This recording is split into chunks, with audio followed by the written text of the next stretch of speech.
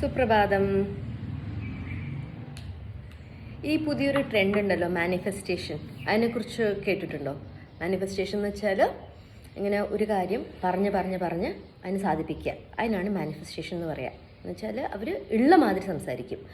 I have in my account 50 lakh rupees എന്നൊക്കെ പറഞ്ഞ് അവരിങ്ങനെ തറപ്പിച്ച് പറയും.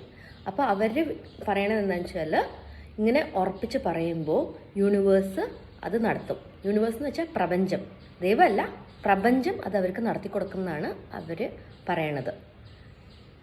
മാനിഫെസ്റ്റേഷനൊക്കെ വർക്ക് ചെയ്യുമായിരിക്കും, പക്ഷേ നമ്മൾ ആ ഡയറക്ഷനിൽ, നമ്മളുടെ ആഗ്രഹം സാധിക്കാനുള്ള ഡയറക്ഷനിൽ നമ്മൾ എന്തെങ്കിലും എഫേർട്ട് ഇടാണ്ട് അത് സാധിക്കൂ. നമ്മൾ കേട്ട ഒരു കഥയല്ലേ, ഈ ഒരാൾക്ക് ഭയങ്കര ആഗ്രഹമായിരുന്നു ലോട്ടറി അടിക്കണമെന്ന്. എന്നിട്ട് അയാൾ ദൈവത്തിൻ്റെ അടുത്ത് ദിവസവും പോയി പ്രാർത്ഥിക്കും, എനിക്ക് ലോട്ടറി അടിക്കണേ ഭഗവാനെ.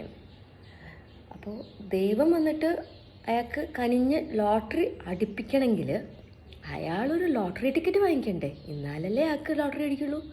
അതേമാതിരിയല്ലേ ഈ മാനിഫെസ്റ്റേഷൻ.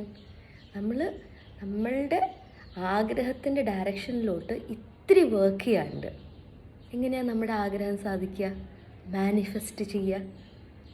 സോ താൻ പാതി ദൈവം പാതിയാണ്.